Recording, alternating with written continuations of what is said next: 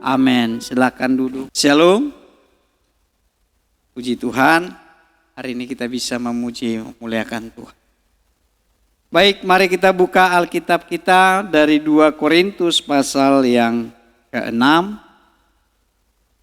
2 Korintus pasal yang ke-6 ayat yang ke-11 sampai ayat yang ke-18. Tema firman Tuhan bagi kita bersinar di tengah kegelapan dunia. 2 Korintus 6 ayat yang ke-11 sampai ayat yang ke-18. Saya bacakan buat kita, Bapak Ibu boleh mengikuti. Hai orang Korintus, kami telah berbicara terus terang kepada kamu. Hati kami terbuka lebar-lebar bagi kamu. Bagi kamu ada tempat yang luas dalam hati kami.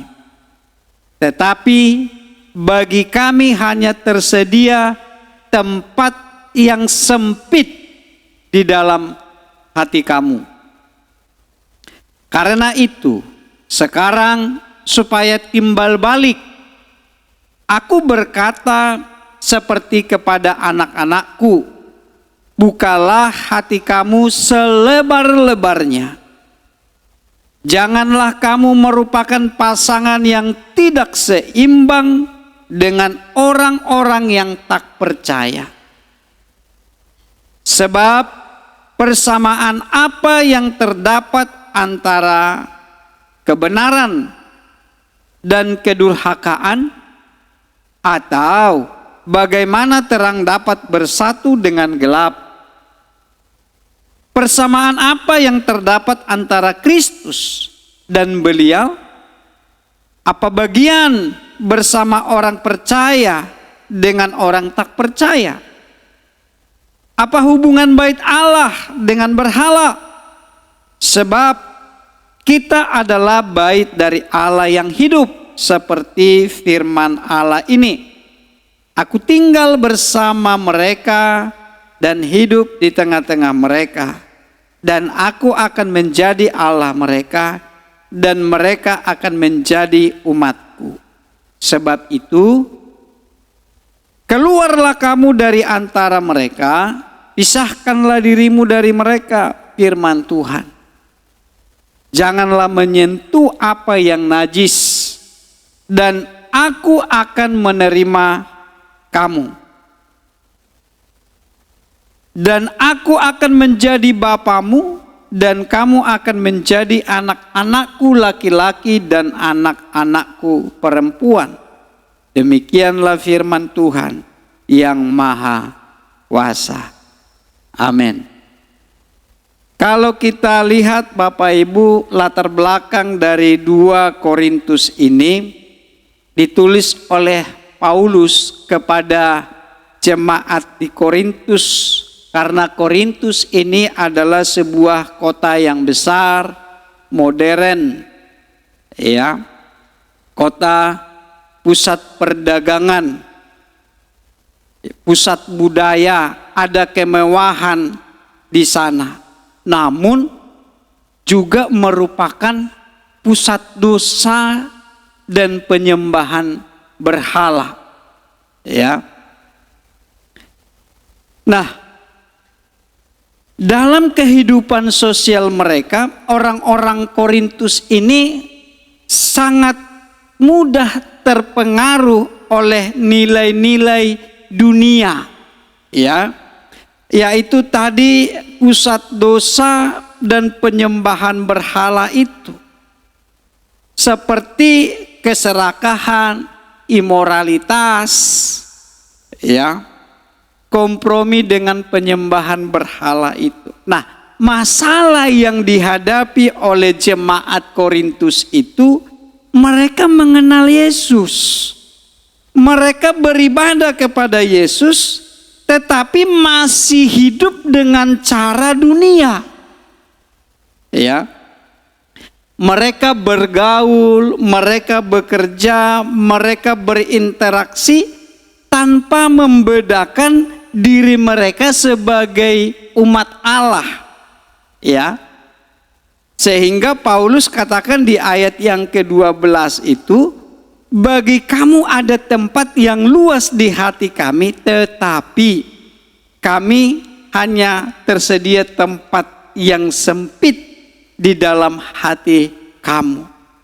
Ini persoalan yang dihadapi oleh jemaat di Korintus. Mereka beribadah, mereka ke gereja, mereka melayani. Tapi nilai-nilai dunia itu masih melekat di diri mereka masing-masing. Maka Paulus tuliskan surat ini supaya jangan ada lagi noda kekafiran sebagai perikop di Alkitab kita itu dalam kehidupan jemaat di Korintus ini. Kita tidak akan pernah bisa bersinar menjadi terang jika kita masih memiliki nilai-nilai dunia tadi. Kita harus terhubung dengan sumber terang itu supaya kita bisa bersinar, saudara. Sama seperti lampu tidak akan pernah menyala tanpa aliran listrik. Nah, yang mau kita lihat adalah yang pertama, terang itu berasal dari hubungan dengan Allah. Hai orang Korintus, ayat 11 dikatakan, kami telah berbicara terus terang kepada kamu. Hati kami terbuka lebar-lebar bagi kamu. Dan bagi kamu ada tempat yang luas di hati kami. Tetapi bagi kami hanya tersedia tempat yang sempit di hati kamu. Maka sekarang supaya timbal balik, aku berkata seperti kepada anak-anakku, bukalah hati kamu selebar-lebarnya. Nah, kita tidak pernah nyaman dengan tempat yang sempit, saudara. Makanya kalau ada orang punya rumah sempit, lalu dia punya berkat, kelebihan uang, maka dia akan perlebar rumahnya, bisa dia tingkat. Kenapa? Karena akan jauh lebih nyaman kalau tempat itu lebih luas. Ya. Nah, kalau dikatakan di sini bahwa hati para rasul itu terbuka lebar. Mereka apa sih? Mereka kan menyampaikan firman Injil Kristus kepada orang-orang yang mereka layani. Artinya mereka terbuka, siapapun yang mau mereka layani untuk menerima Kristus. Namun persoalannya jemaat di Korintus itu dikatakan bahwa mereka hanya tersedia tempat yang sempit di dalam hatinya. Ya. 2 Korintus 4 ayat 3 dikatakan begini, jika Injil yang kami beritakan masih tertutup juga, maka ia tertutup untuk mereka yang akan binasa, yaitu orang-orang yang tidak percaya, yang pikirannya dibutakan oleh ilah zaman ini, sehingga mereka tidak melihat cahaya Injil tentang kemuliaan Kristus. Yang mau kita garis bawahi dikatakan bahwa pikirannya telah dibutakan oleh ilah zaman ini.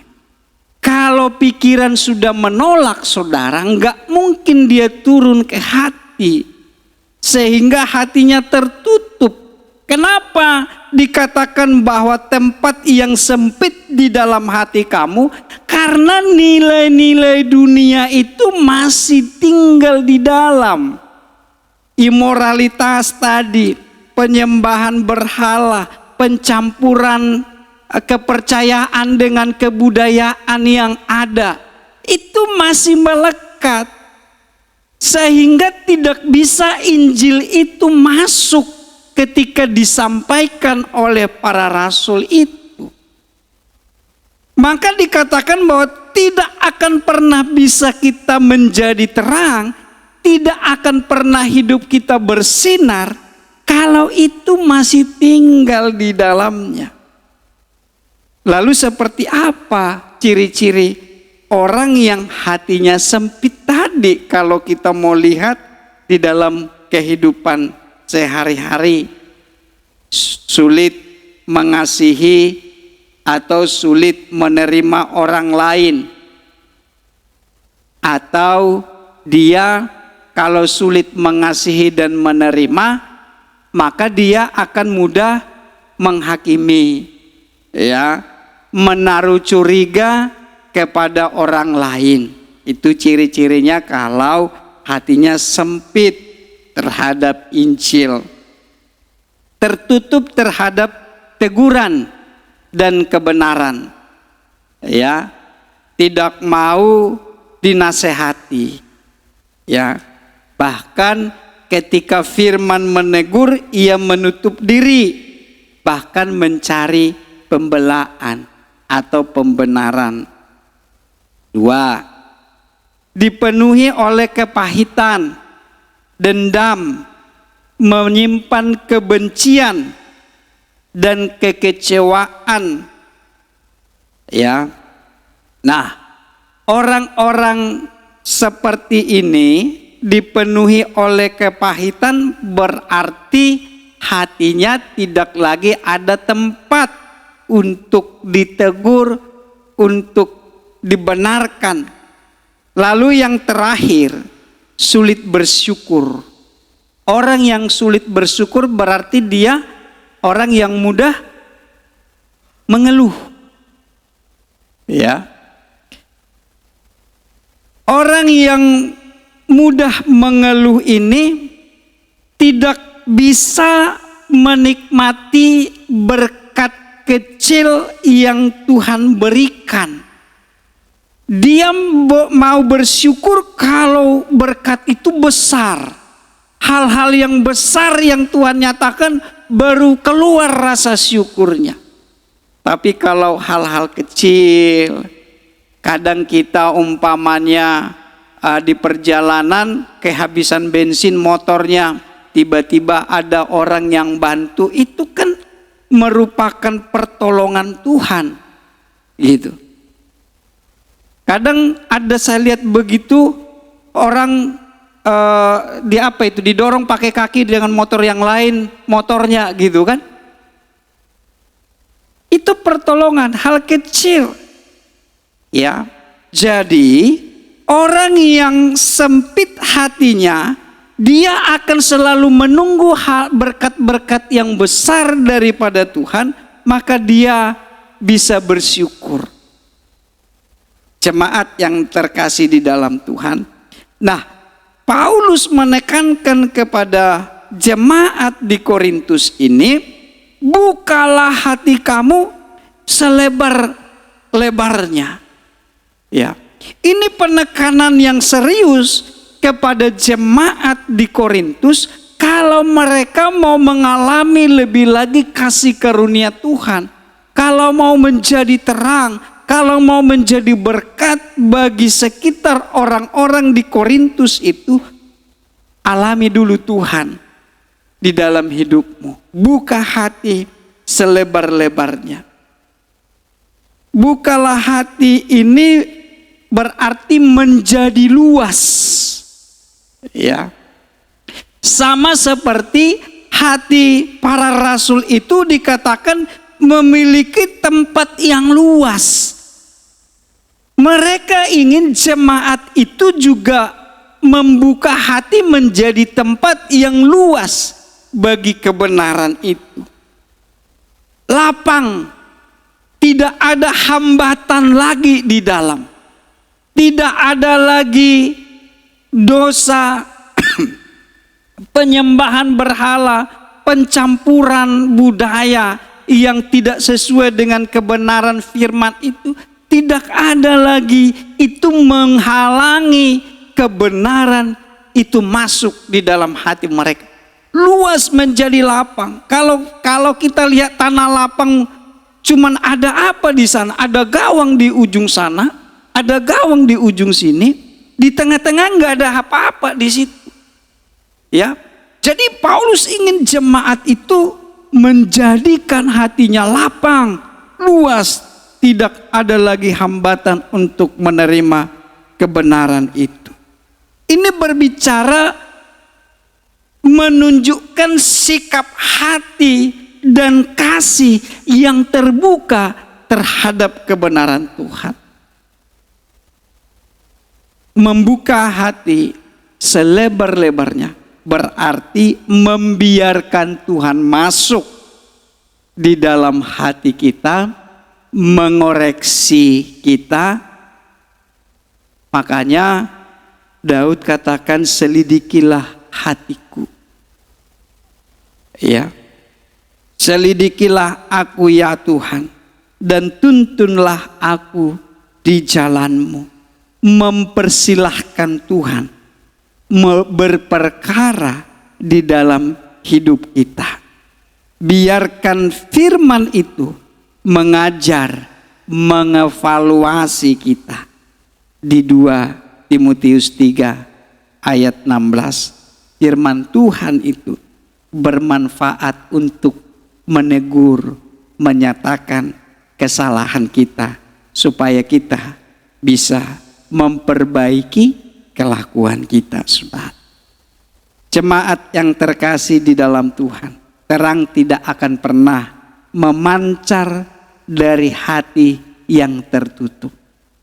Tuhan tidak bisa menyalakan pelita di dalam hati yang penuh dengan kebencian, penuh dengan kepahitan, penuh dengan kesombongan. Harus lapang, buang semuanya itu.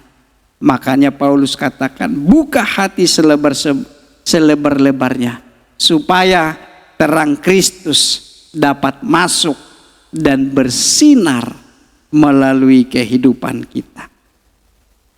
Jemaat yang terkasih di dalam Tuhan, sering kita berusaha menjadi terang dengan kekuatan sendiri, melayani, berbuat baik tanpa hubungan yang dekat dengan Tuhan. Maka semua itu akan menjadi cahaya yang redup. Ya. Karena itu langkah pertama untuk benar-benar bersinar dalam kehidupan kita adalah membangun hubungan dengan Tuhan. Ini lampu mau semahal apapun saudara, mau sebagus apapun ini lampu, dia tidak akan pernah berarti, dia tidak akan pernah menyala kalau tidak dihubungkan dengan arus listrik tersebut. Ya, sama dengan kita. Kita harus terhubung dengan sumber cahaya, sumber terang itu. Jadi jemaat yang terkasih di dalam Tuhan, maka kita harus terus berusaha terhubung dengan sumber terang. Amin. Setelah kita memahami pentingnya menjaga identitas kita sebagai anak-anak terang, ini kita akan melangkah lebih dalam menjaga kemurnian di tengah dunia yang kotor dan penuh dosa itu. Maka poin yang kedua, untuk bisa tetap bersinar di tengah kegelapan, tetaplah murni di tengah dunia yang gelap. Ayat 14 dikatakan begini, janganlah kamu merupakan pasangan yang tidak seimbang dengan orang-orang tak percaya. Sebab persamaan apakah yang terdapat antara kebenaran dan kedurhakaan? Atau bagaimanakah terang dapat bersatu dengan gelap? Persamaan apakah yang terdapat antara Kristus dan beliau? Apakah bagian bersama orang-orang percaya dengan orang-orang tidak percaya? Yang mau kita lihat adalah dikatakan, janganlah kamu merupakan pasangan yang tidak seimbang. tidak seimbang ini dibagi dengan dua kata yang diterjemahkan lain atau berbeda jenis, heteros, lain atau berbeda jenis. Lalu kata yang kedua adalah zigos. Zigos itu kuk. Ya. Kuk itu pengikat beban untuk dua hewan. Kalau membajak sawah, di sini ditaruh diikat lehernya. Ya. Jadi kalau kita mau artikan tidak seimbang ini, heterogos itu tadi ditarik di bawah kuk, namun berbeda jenisnya. Kalau saya ajak kita buka Ulangan 22 ayat yang ke-10. Ulangan 22 ayat yang ke-10 saya bacakan. Janganlah engkau membajak dengan lembu dan keledai bersama-sama. Ya. Jadi saya kembali lagi kepada kata heterogos zigos tadi, bahwa ditarik di bawah kuk yang berbeda jenisnya atau menjadi sekutu, berpasangan, terikat dalam satu kuk dengan pihak yang berbeda sifat atau arah hidupnya. Nah, kalau di Ulangan 22 ayat 10 tadi dikatakan bahwa hewan yang berbeda kekuatan dan langkah tidak boleh dipasangkan. Jika dipaksa berjalan di bawah satu kuk, maka hasil bajakannya akan rusak, akan miring, tidak maksimal. Kalau dikatakan janganlah kamu merupakan pasangan yang tidak seimbang, ini berhubungan tadi dengan yang saya sampaikan bahwa jemaat di Korintus itu mereka beribadah kepada Yesus, tapi nilai-nilai dunia juga masih mereka simpan. Mereka masih hidup sesuai dengan nilai-nilai dunia. Mereka masih terikat di situ. Maka Paulus katakan, jangan menjadi pasangan yang tidak seimbang. Jangan di satu sisi kita hidup di dalam kebenaran, menjadi orang Kristen yang beribadah kepada Tuhan, tapi kita tidak mau melepaskan atau kita masih terikat dengan sifat-sifat atau nilai-nilai dunia tadi, berjalan bersamaan. Itu tidak pantas dilakukan oleh orang-orang yang sudah mengaku dia pengikut Kristus. Kata kuk menggambarkan bentuk keterikatan yang erat. Oh ya, jelas. Kalau Bapak Ibu bisa membayangkan kalau kita membajak dengan dua kerbau dipakaikan kuk itu, dari bawah harus ada pengikatnya. Itu diikat lagi dengan tali supaya kuat. Kalau tidak dia akan lari, saudara. Maka dikatakan bentuk keterikatan yang erat. Paulus tidak melarang berelasi dengan orang tidak percaya. Tapi Paulus menegaskan, jangan sampai orang percaya terikat dalam persekutuan yang menuntun arah hidup keluar dari kehendak Allah. Itu dijelaskan di dalam 1 Korintus 5 ayat 9 sampai dengan 11. Paulus tidak melarang, tapi jangan ikuti gaya hidup orang dunia. Kuk melambangkan arah dan kendali hidup, saudara. Jika dua yang berbeda arah dipaksa berjalan bersama, salah satunya akan tertarik dan menjauh dari tujuan Allah. Maka seringkali kan ini dipakai kepada pasangan yang tidak seiman kan. Dia lebih kepada, karena seringkali menjadi alasan bagi orang yang berpasangan beda agama dengan satu dalil, saya mau berusaha menarik dia gitu kan, suka kita pembenaran diri mereka. Namun maksud melambangkan arah dan kendali hidup supaya apa? Kenapa Paulus larang? Jangan sampai justru kita yang ditarik menjauh dari kebenaran itu. Itu yang Paulus takutkan kepada jemaat di Korintus. Jangan sampai justru mereka meninggalkan kasih karunia Allah itu. Lebih condong kepada nilai-nilai dunia. Orang percaya yang hidup di dalam terang, dan orang yang tak percaya yang masih hidup dalam kegelapan, memiliki arah, memiliki nilai, memiliki tujuan hidup yang tidak sama. Menyatukan keduanya dalam baik dalam pernikahan, baik dalam kerjasama rohani atau persekutuan, akan menimbulkan ketegangan dan kompromi iman. Lebih baik tinggalkan.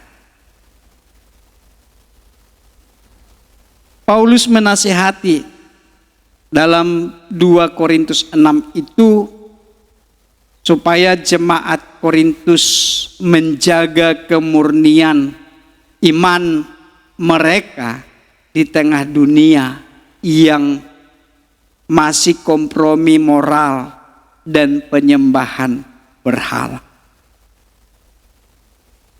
Kalau dikatakan tadi imoralitas, berarti mereka hidup tidak benar dalam hubungan dengan sesamanya. Ada penyimpangan-penyimpangan seksualitas juga di sana. Juga ada penyembahan berhala. Paulus menekankan supaya mereka menjadi murni, berarti berpegang pada kebenaran firman. Sekalipun itu bertentangan dengan tren yang ada di sekitarnya.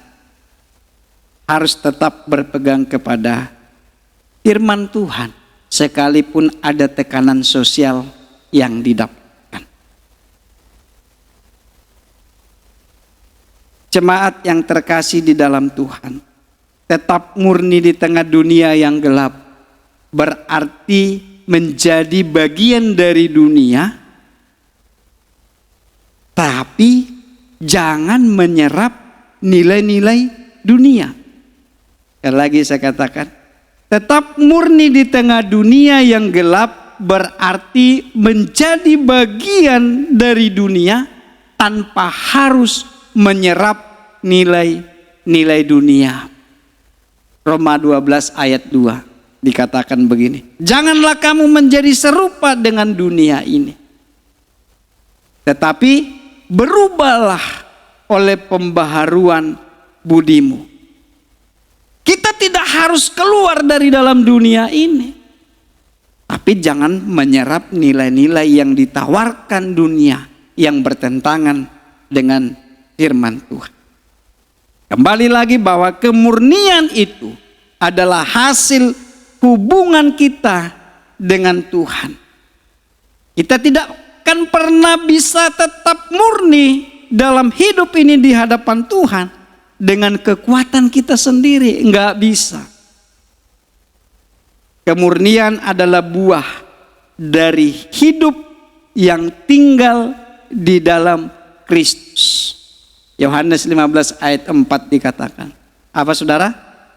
Tinggallah di dalam aku dan aku di dalam kamu. Artinya kalau kita mau hidup bersinar, tetap murni, jangan mengandalkan kekuatan kita. Harus tetap minta kekuatan Tuhan. Sebagaimana Yohanes 15 ayat 4 katakan, tinggallah di dalam dan Tuhan di dalam kita. Kalau Bapak Ibu pernah lihat lampu teplok. Lampu teplok tahu ya? Kalau di kampung kita itu dulu ada lampu dari beling, lalu penjaga sumbunya itu juga dari kaca. Iya kan? Kadang dia hitam, kita bersihkan. Kenapa kira-kira harus ada kaca yang melindungi sumbu itu? Kalau ada angin ketiup bisa mati kan? Ya. Filosofi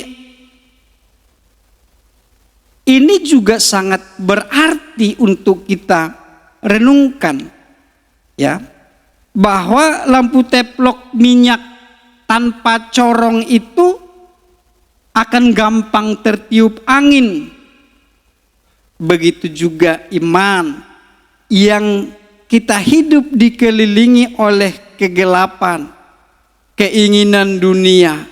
Kalau tanpa perlindungan rohani, hubungan yang intim dengan Tuhan, maka lama-lama kita akan tertiup dan redup, saudara. Hubungan yang intim dengan Allah akan menjaga iman kita tetap murni di tengah pencobaan dunia. Amin.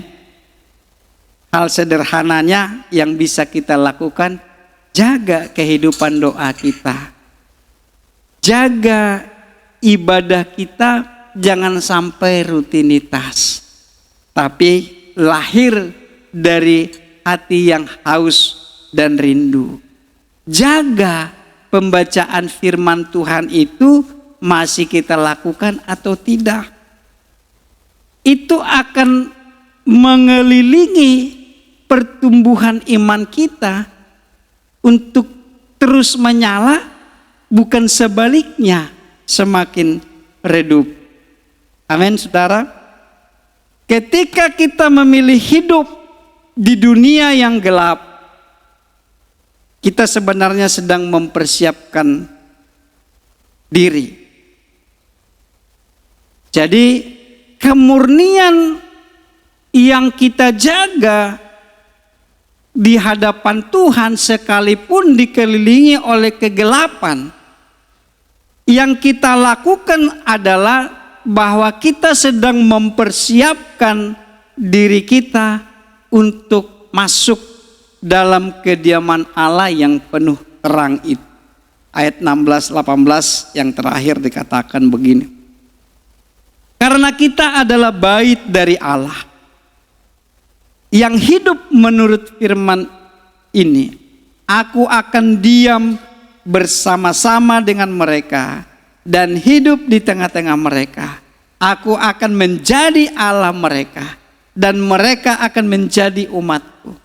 Sebab itu keluarlah kamu dari antara mereka dan pisahkanlah dirimu dari mereka. Firman Tuhan, janganlah menjamah apa yang najis, maka aku akan menerima kamu. Dan aku akan menjadi bapamu. Dan kamu akan menjadi anak-anakku laki-laki dan anak-anakku perempuan. Demikianlah firman Tuhan yang maha kuasa. Bait Allah berarti bait suci, tempat kediaman Allah yang paling kudus. Kalau kita lihat zaman perjanjian Allah, bait Allah itu yang Musa dan orang Israel mulai pakai, ada pelataran, ada ruang kudus, ada ruang maha kudus. Ya, ruang maha kudus ini adalah tempat kehadiran Allah dan tidak ada orang yang boleh masuk sembarangan di sana. Dan biasanya kalau para imam yang masuk ke sana ada jadwalnya dan selalu ada gelang di kaki yang berbunyi lonceng seperti itu. Jadi kalau itu tidak bunyi lagi berarti itu orang sudah mati di dalam. Tapi kalau masih ada suara berarti masih hidup. Jadi hanya orang-orang tertentu. Karena itu sebelum orang masuk ke sana harus dipastikan dia membasuh dirinya, ya, lalu masuk ke dalam melambangkan kehadiran Allah di situ. Jadi ruang Maha Kudus, tempat di mana Allah berdiam, dosa kenajisan tidak boleh ada di sana. Lalu Paulus katakan tadi bahwa janganlah menjamah apa yang najis. Keluarlah kamu dari antara mereka. Keluar, tindakan rohani, meninggalkan sistem nilai dunia. Tetap hadir di dunia, tapi tidak dikuasai oleh dunia. Ya. Jadi kata keluar itu excelhate, ya.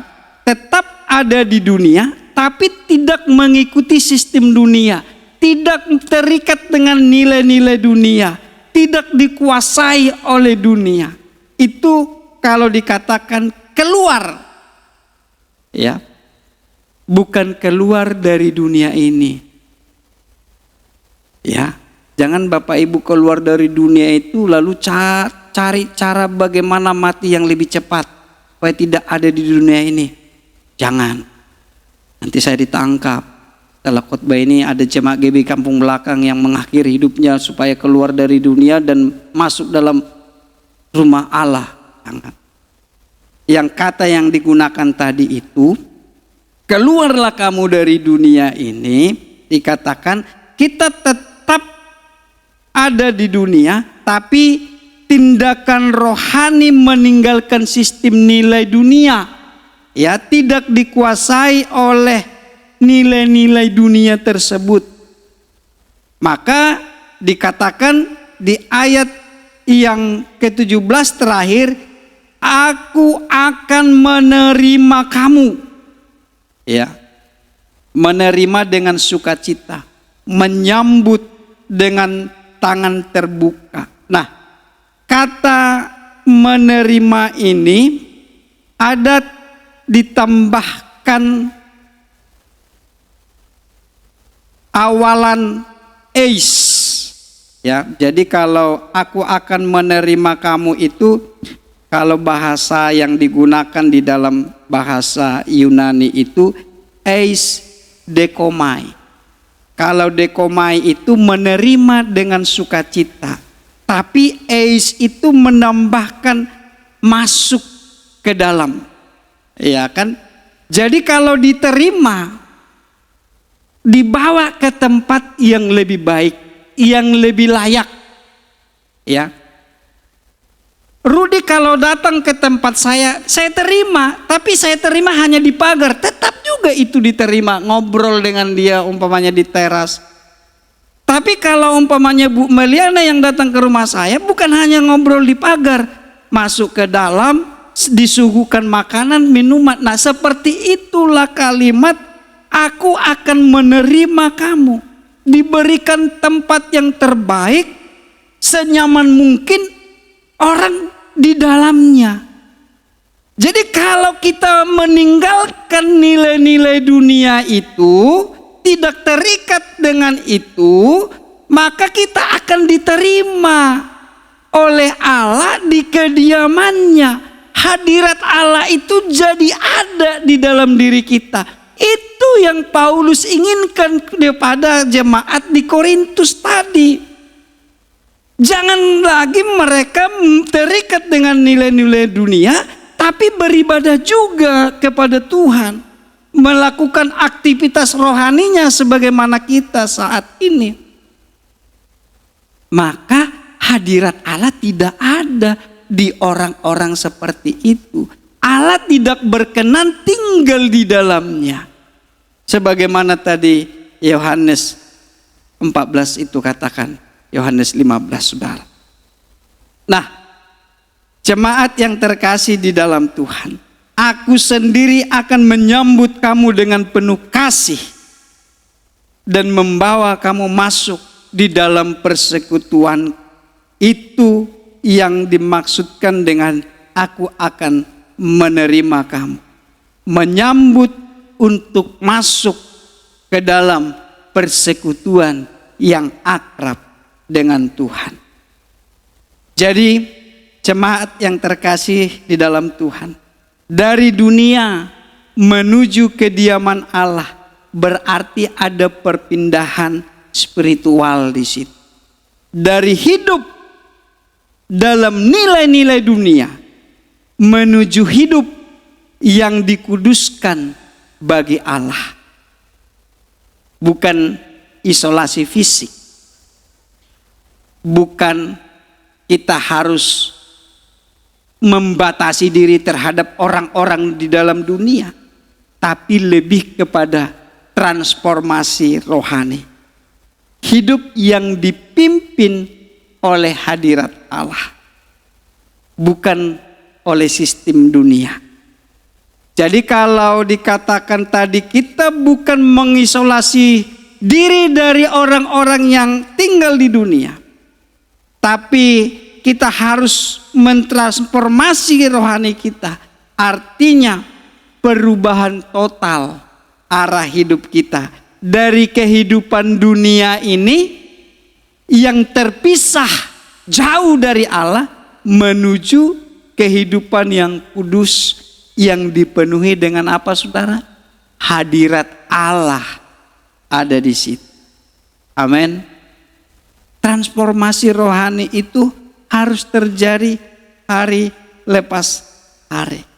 Menuju kediaman Allah artinya hidup dalam persekutuan yang sudah dipulihkan oleh Tuhan. Ketika Allah berfirman di ayat 18, aku akan menjadi bapa bagimu dan kamu akan menjadi anak-anakku laki-laki dan perempuan. Jemaat yang terkasih di dalam Tuhan, kita dipanggil bukan hanya keluar dari dosa, tapi harus masuk dalam hadirat Allah. Semakin kita dekat dengan Allah, semakin terang hidup kita bersinar di tengah dunia ini. Semakin kita dekat dengan Allah, semakin terang hidup kita bersinar di tengah dunia ini. Kata kuncinya adalah hidup dekat dengan Allah. Katakan dulu 1, 2, 3. Amin. Tuhan Yesus memberkati kita. Kita berdoa.